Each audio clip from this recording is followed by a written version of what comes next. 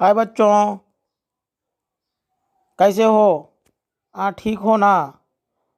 फिर एक बार हिंदी डिजिटल कक्षा में आपका स्वागत है। मैं हूँ एस के गौस पाशा। आप देख रहे हैं S K Ghaus Pasha Hindi learning YouTube channel. आज मैं आपके लिए 8वीं कक्षा का दूसरा पाठ राजा बदल गया कहानी पाठ को लेकर आपके सामने आया हूँ। हाय पिల్లలు, ఎలా ఉన్నారు? బాగున్నారు. మీరు చూస్తున్నారు SK Gouse Pasha Hindi learning YouTube channel. ఈరోజు మీ ముందుకు 8వ తరగతి 2వ పాఠం రాజా బదల్ గయా కథను మీ ముందుకు తీసుకొని వచ్చాను. चलो पाठ का प्रस्तावना का चित्र पर चर्चा करेंगे. उन्मुखीकरण चित्र को देखिए और निम्न प्रश्नों के उत्तर दीजिए. చిత్రాన్ని చూసి కింద ఇవ్వబడిన ప్రశ్నలకు సమాధానాలు చెప్పండి. చిత్ర में क्या क्या दिखाई दे रहा है? చిత్రంలో ఏమేమి కనబడుతున్నాయి? चित्र में एक लड़का, भूगोल यानी ग्लोब और एक पुस्तक दिखाई दे रही है. చిత్రంలో ఒక బాలుడు, గ్లోబు, ఒక పుస్తకము కనబడుతున్నాయి. दूसरा प्रश्न, लड़का क्या कर रहा है? బాలుడు ఏం చేస్తున్నాడు? हाँ बच्चों, आप लोगों ने ठीक कहा. लड़का अपने बाएं हाथ में भूगोल यानी ग्लोब तथा दाएं हाथ में पुस्तक लेकर खड़ा है. हाँ పిల్లలు, బాలుడు తన కుడి చేతిలో గ్లోబు మరియు ఎడమ చేతిలో పుస్తకం తీసుకొని నిలబడి ఉన్నాడు. तीसरा प्रश्न, यह लड़का हमें क्या बताना चाहता है? మూడో ప్రశ్న, ఆ పిల్లవాడు మనకు ఏం చెప్పాలని అనుకుంటున్నాడు? हाँ, यह लड़का हमें बताना चाहता है कि ज्ञान से दुनिया बदल सकते हैं. పిల్లవాడు మమ్మల్ని ఏం చెప్పాలనుకుంటున్నాడంటే జ్ఞానంతో ప్రపంచాన్ని మార్చవచ్చు. चलिए बच्चों, ज्ञान से क्या कर सकते हैं हम? दुनिया बदल सकते हैं. उसी प्रकार एक लड़का अपने ज्ञान से राजा को किस तरह बदल दिया, अब हम इस कहानी में देखेंगे. ఒక బాలుడు తన జ్ఞానంతో ఒక రాజును ఏ విధంగా మార్చాడో మనం ఇప్పుడు ఈ కథలో చదువుకుందాం. చలో కహానీ పాఠ को पढ़ेंगे. कहानी को सुनिए. एक लड़का था, उसका नाम राजेश था. लड़के का नाम क्या था? राजेश था. वह जंगल में जा रहा था. राजेश कहाँ जा रहा था? जंगल में जा रहा था. रास्ते में उसे एक सोने का सिक्का मिला. राजेश को रास्ते में क्या मिला? सोने का सिक्का मिला. वह सोचने लगा, यह सिक्का मेरा तो है ही नहीं, इसे क्या करूं? लेकर जाने किस बेचारे का सिक्का यहाँ गिर गया है. अब ना तो इसे रख सकता हूँ और ना ही फेंक सकता हूँ. क्या करूँ इसका? ఒకసారి రాజేష్ అను పిల్లవాడు అడవి గుండా వెళుతున్నాడు. దారిలో అతనికి ఒక బంగారపు నాణెము, సోనేక సిక్కా అంటే బంగారపు నాణెము దొరికినది. అప్పుడు ఆ పిల్లవాడు, ఈ నాణం నాది కాదు కదా, దీనిని తీసుకొని నేను ఏమి చేసుకోను? ఇది బంగారపు నాణెం కదా, దీనిని నేను ఉంచుకోలేను, పారవేయలేను. పాపం, ఎవరి నాణెం పడిపోయిందో తెలుసుకుందాం అని ఆలోచిస్తూ ముందుకు సాగాడు. यही सब सोचते हुए वह आगे बढ़ा चला जा रहा था. रास्ते में माला जपते हुए एक साधु महाराज उसे मिले। उसने सोचा क्यों ना यह सिक्का साधु को ही दे दूं। राजेश ने जब वह सिक्का साधु को दिया तो सोने के सिक्के को देखकर साधु ने आश्चर्य से कहा, बेटा, यह सिक्का हमारे जैसे साधुओं के लिए नहीं है। इसे तो किसी गरीब को दे दो ताकि वह अपना पेट भर सके। पेट भरना मीने భూకు మిటానా। ఈ విధంగా ఆలోచిస్తూ రాజేషు ముందుకు నడవసాగాడు. దారిలో అతడికి ఒక సాధువు మహారాజ్ ఎదురు వచ్చెను. అతడు ఈ నాణ్యంను ఆ సాధువుకు ఎందుకు ఇవ్వకూడదు అని ఆలోచించెను.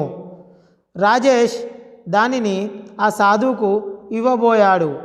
అప్పుడు ఆ సాధువు, ఇది నాకు అక్కర్లేదు, నేను సాధువును, దీనిని ఎవరికైనా పేదవానికి ఇవ్వు, దానితో అతను తన పొట్ట నింపుకొనేను, అంటే ఆకలి తీర్చుకుంటాడు అని పలికేను.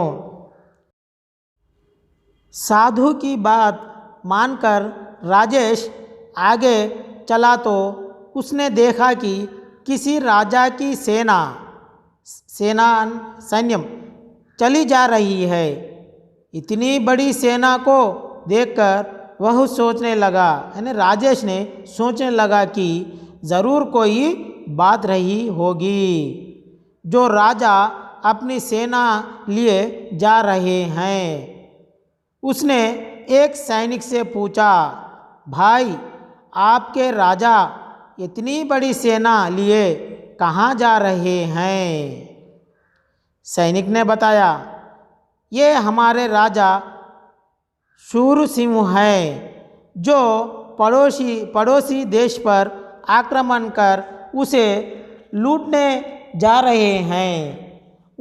उसने सैनिक ने जवाब दिया। రాజే సాధువు మాటలు విని కొంచెము ముందుకు నడవసాగాడు. అతనికి ఒక రాజుగారి సైన్యము అటుగా వెళ్ళుట కనిపించినది. వారితో పాటు రాజు కూడా ఉన్నారు. రాజు సూరసింహుడు పొరుగు దేశం మీద దాడి చేసి ఆ రాజ్యమును దోచుకొనుటకు వెళ్ళుచున్నాడని ఒక సైనికుడి ద్వారా రాజేష్ తెలుసుకున్నాడు. राजेश राजा के पास गया।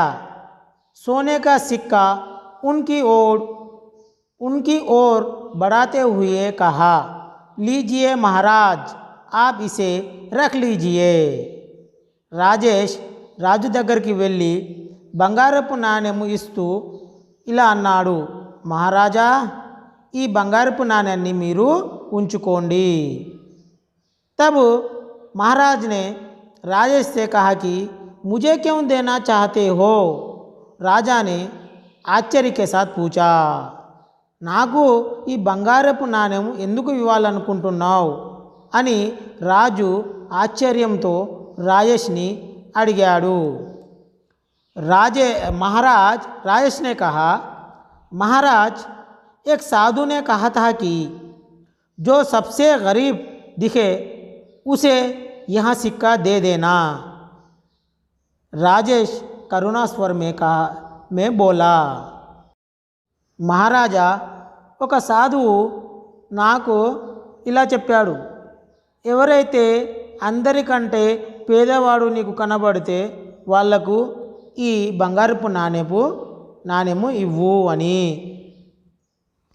तब मैं राजा हूँ, राजा, मैं तुझे गरीब लगता हूँ कहकर राजा क्रोध में बोला।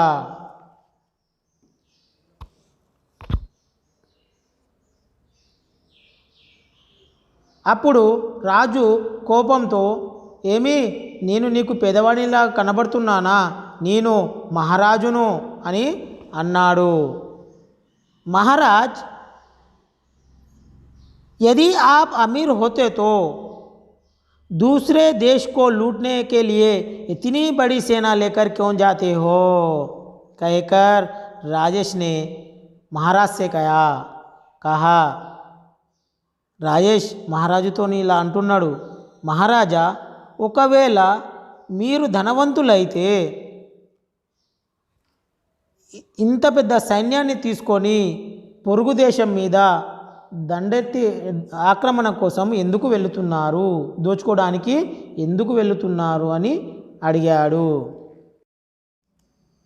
राजेश की बात राजा को समझ में आ गई.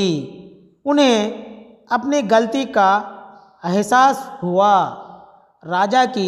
राजेश की प्रशंसा करते हुए उन्होंने सेना को वापस लौटने का आदेश दिया. उस दिन से राजा ने अपनी संपत्ति जनता की सेवा में खर्च करना आरंभ कर दिया. రాజేష్ మాటలు రాజుగారికి అర్థమైనవి. ఆయనకు తన తప్పు తెలిసినది. రాజేష్ను పొగుడుతూ తన సైన్యంను వెనుకకు మళ్లించమని ఆజ్ఞాపించెను. ఆ రోజు నుండి రాజుగారు తన సంపదను పేదవారి సేవలో ఖర్చు పెట్టడం ప్రారంభించాడు. इस कहानी से यह संदेश मिलता है कि इस कहानी में राजेश नामक लड़का एक ईमानदार लड़का है. రాజేష్ అనే అబ్బాయి నిజాయితీ గల పిల్లవాడు. ఎందుకంటే బంగారపు నాణెం దొరికినా కూడా తన దగ్గర ఉంచుకోకుండా వేరే వాళ్లకు నిజాయితీగా ఇవ్వబోయాడు. और दूसरा मुख्य विषय है कि राजेश की ईमानदारी से और उसकी बातों से राजा पर प्रभाव गिरा और वहाँ बदल गया और अपनी संपत्ति को गरीबों में बांटना शुरू किया.